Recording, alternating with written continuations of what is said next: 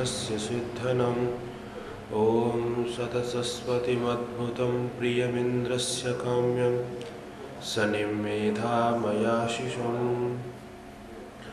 मंच पर उपस्थित समादरणीय आचार्य जी, श्रीयुत पंडित नरदेव जी, इस समाज के धर्माचार्य आदरणीय पंडित श्री नंदकिशोर जी, समस्त धर्म के अभिलाषी आर्यभद्र पुरुषों, सम्मान के योग्य मातृशक्ति, इस 5 दिवसीय कार्यक्रम के पहले दिवस की अंतिम बेला में हम सब लोग एकत्रित हुए हैं और थोड़ी सी देर के लिए आपके बीच में कुछ विचार प्रस्तुत करूंगा। और उस विचार के लिए हमारे पास जो विषय है वो पूर्व से निर्धारित है। सकारात्मक विचारों को जीवन में हम कैसे लेकर के आएं, इस विषय पर थोड़ी देर के लिए मैं संवाद करूंगा और आप लोगों से अनुरोध करूंगा कि बहुत दत्तचित्त होकर के सुनने का प्रयत्न करेंगे। जो लोग पीछे की ओर को बैठे हुए हैं, अगर आप सारे लोग आगे की ओर को आ जाएं तो फिर सुनने और सुनाने में आनंद आएगा। बहुत ही विचित्र बात होती है कि जब सत्संग आदि के कार्यक्रम होते हैं तो हम पीछे वाली कुर्सी ढूंढने का प्रयत्न करते हैं। शास्त्र ये कहते हैं कि जब ऐसे अवसरों में जाएं तो सबसे आगे बैठना चाहिए।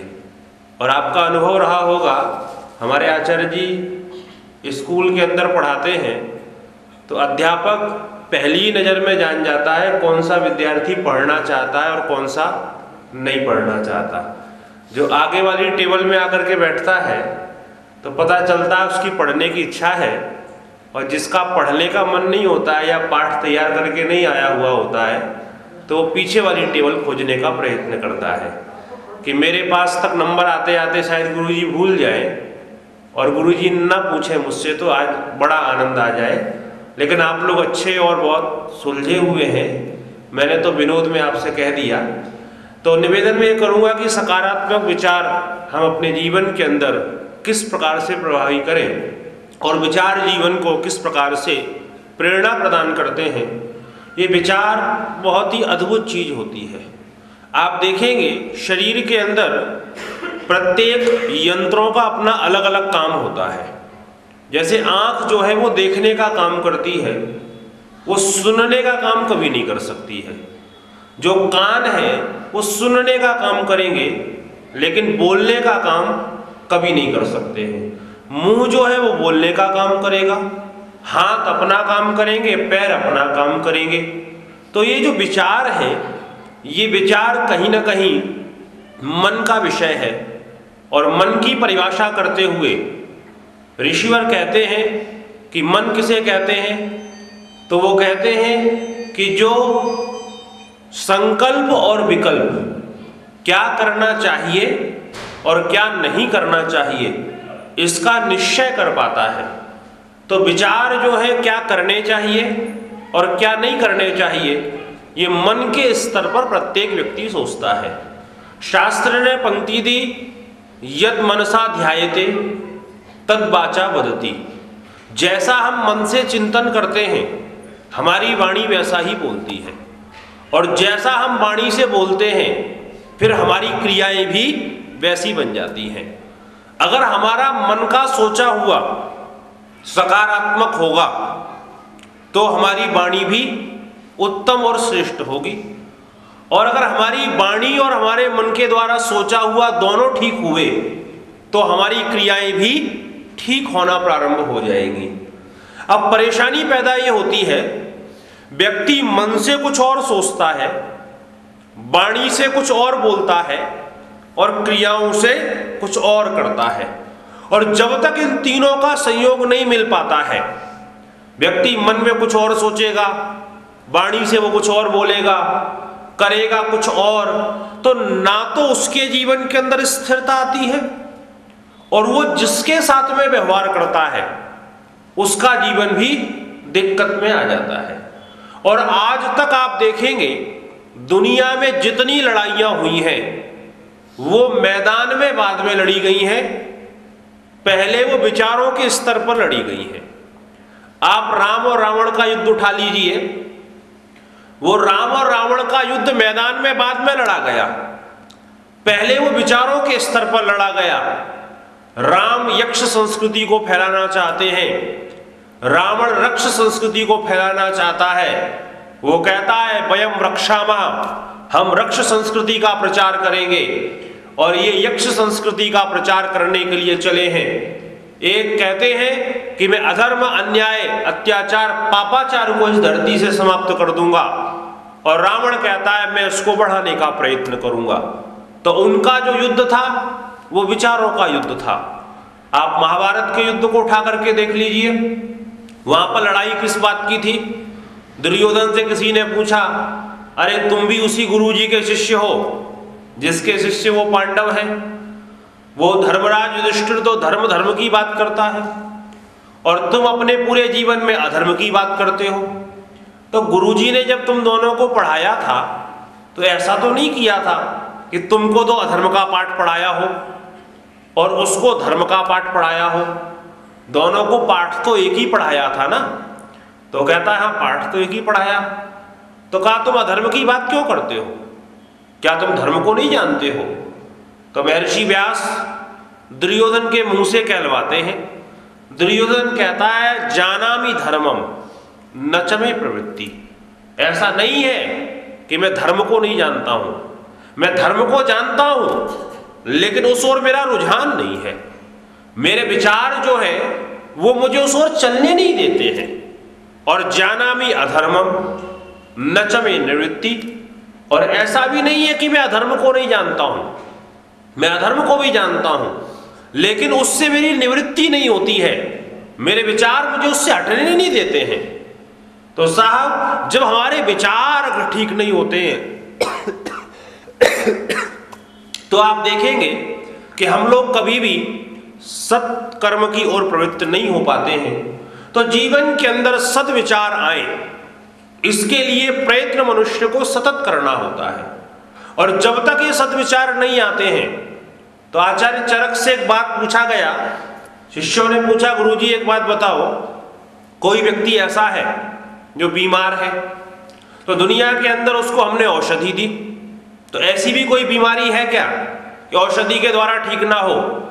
तो आचार्य चरक कहते हैं दो बीमारियां ऐसी हैं जो कि औषधि देने पर भी ठीक नहीं होती हैं, और उनकी कोई औषधि आज तक बनी नहीं है।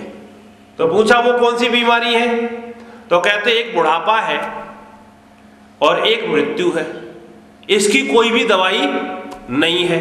आदमी कितना ही सोचे कि मैं बूढ़ा ना हूं और मैं दवाई खा करके मैं जवान हो जाऊं, लेकिन एक ना एक दिन उसको बूढ़ा तो होना ही पड़ेगा। शरीर के अंदर जो प्रक्रिया चलती है बूढ़े करने की, उस प्रक्रिया को औषधियों के द्वारा थोड़े समय के लिए आप थाम तो सकते हैं। और आयुर्वेद उसके लिए बहुत सुंदर कहता है कि वो जो त्रिफला होता है और आंवला होता है, वो उस प्रक्रिया को थोड़ा कमजोर तो कर देता है, लेकिन नितांत खत्म कर दे ये संभव नहीं है। कहा महाराज चलो ये दो बीमारी तो हो गई, लेकिन कई बार हम ऐसा देखते हैं कि कोई बीमार है, उसको हमने दुनिया की सारी औषधियां दे दी, सारी चीजें दे दी, उसकी आबो हवा बदल दी, उसकी दिनचर्या बदल दी, सब कुछ उसका बदल दिया, लेकिन वो व्यक्ति स्वस्थ नहीं होता है। तो उस समय क्या किया जाए। तो चरक ऋषि कहते हैं कि जब दुनिया के अंदर कोई औषधि जिस रोग में काम न कर रही हो, तो वहां पर वो कहते हैं आचारोपि रासायनम।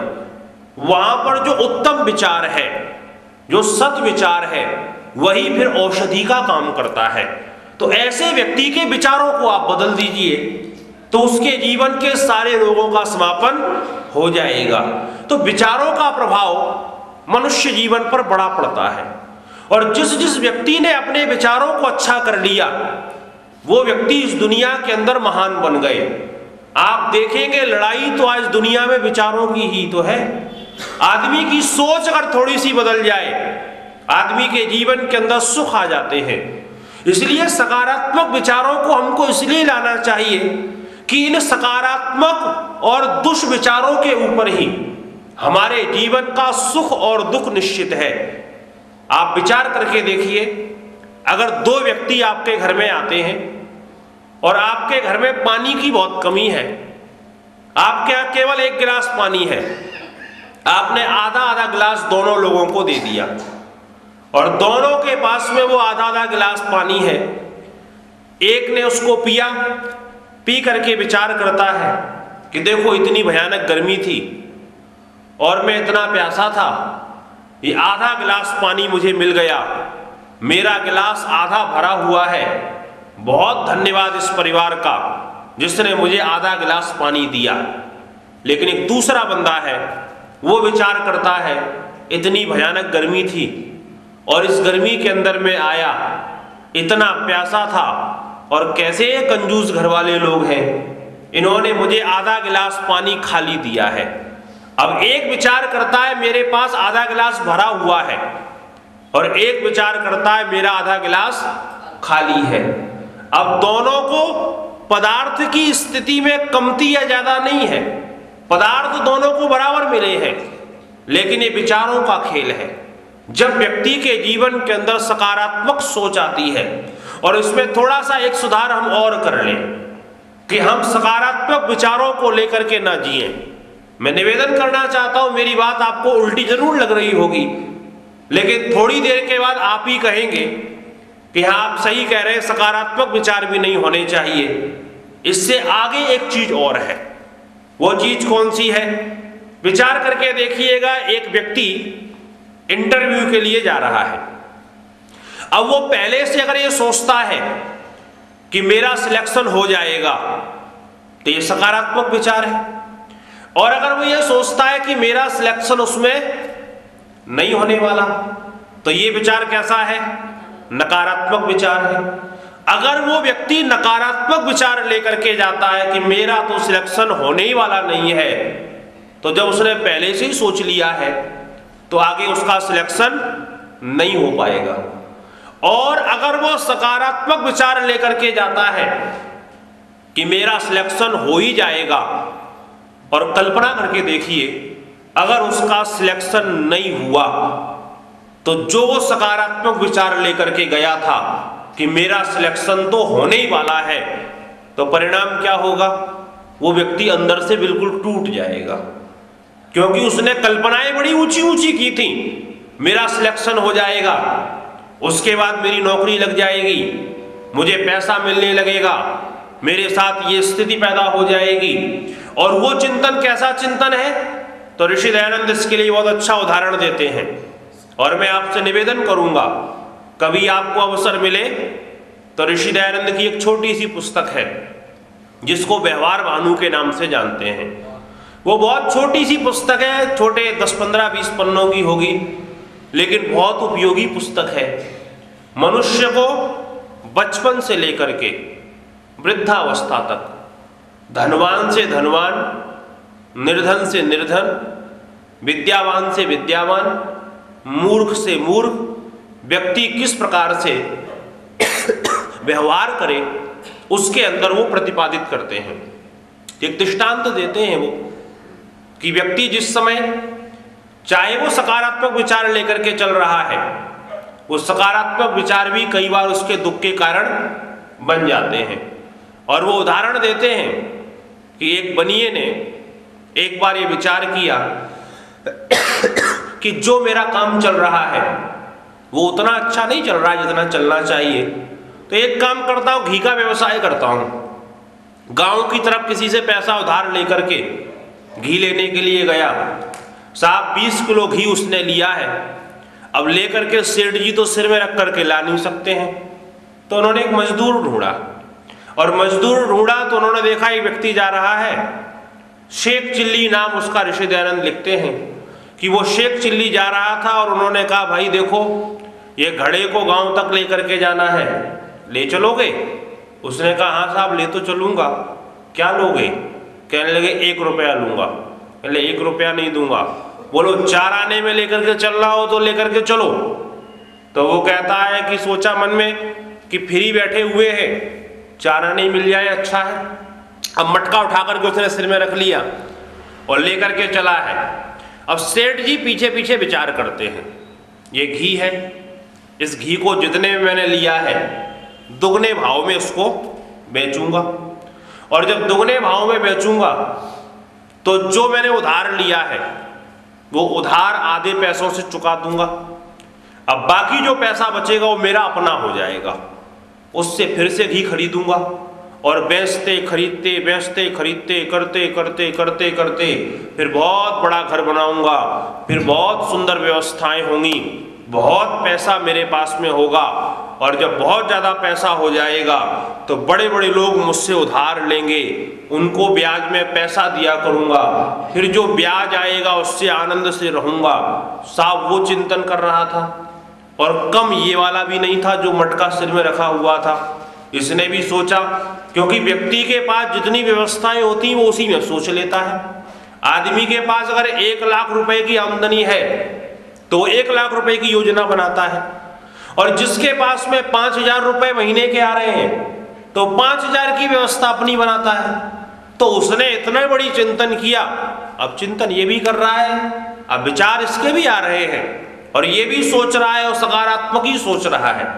तो ये क्या सोचता है, ये विचार करता है कि देखो 25 पैसे मिलेंगे, अब एक काम करूंगा, 25 पैसे की रुई ले लूंगा, उसका सूत काटूंगा, और काटने के बाद में 50 पैसे में बेच दूंगा, फिर ले लूंगा, उसके बाद फिर बेच दूंगा, फिर जो पैसे आएंगे तो उससे एक बकरी खरीद लूंगा, और बकरी खरीदूंगा तो उसके छोटे छोटे बच्चे भी होंगे, फिर धीरे से बच्चे बेचूंगा, और बच्चे और बकरी बेच करके फिर मैं एक गाय ले लूंगा, फिर गाय के कच्चे बच्चे होंगे उनको बेचूंगा, फिर एक हथनी ले लूंगा। अब हथनी का बच्चा कम में तो बिकेगा नहीं, जब हथनी का बच्चा बेचूंगा तो फिर विवाह करूंगा, और कितने विवाह करूंगा, तो कहा 2 विवाह करूंगा। अब 2 विवाह करूंगा तो एक पत्नी का नाम तो प्यारी रखूंगा और एक पत्नी का नाम बेप्यारी रखूंगा, और जिस समय पत्नी दोनों होंगी तो बच्चे भी फिर दोनों के होंगे।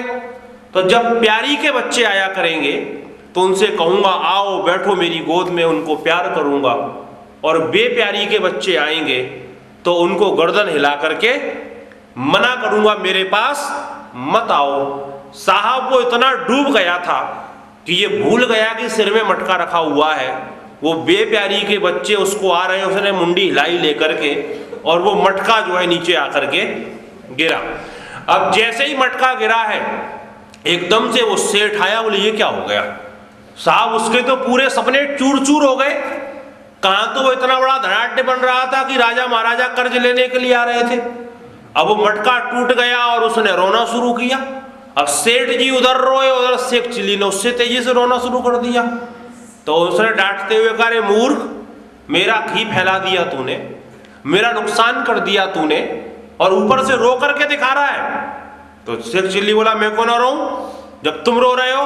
तो बोले मैं रो रहा हूं, मेरा नुकसान हो गया इतना घी का, और तू क्यों रो रहा है, तेरा क्या हुआ।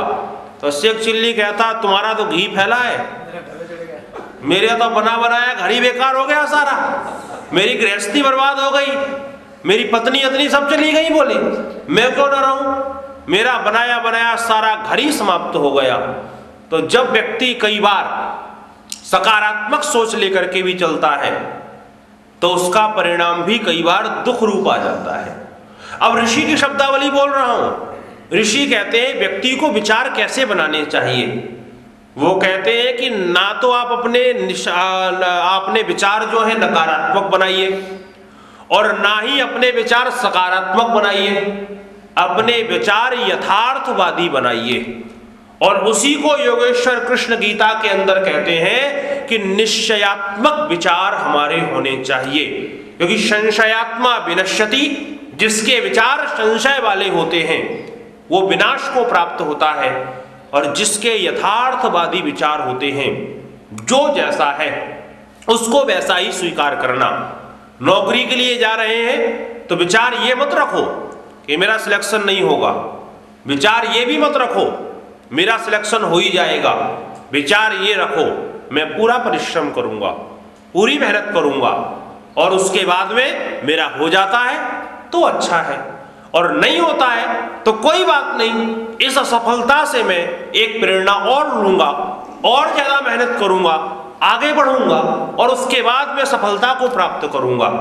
ये जो विचारों का खेल है ये मनुष्य के जीवन के अंदर उथल पुथल पैदा कर देता है। कहते हैं एक कुलपति थे, अपनी पार्क के अंदर बैठे हुए थे। तमिल के अंदर उसकी पूरी कविता लिखी हुई है। तमिल के वो शब्द तो मैं नहीं बोल रहा हूं, उसका भाव मैं आपको बता रहा हूं। कुलपति आए हैं, बड़े परेशान हैं। यूनिवर्सिटी के अंदर छात्र हड़ताल पर बैठे हुए हैं, अध्यापक हड़ताल पर बैठे हुए हैं, ऊपर से जवाब मांगा जा रहा है। क्या करें, बड़े परेशान हैं। विचारों की अनिश्चयात्मकता उनके जीवन के अंदर आ गई है। सोच ही नहीं पा रहे क्या करना है, कैसे करना है, क्यों करना है।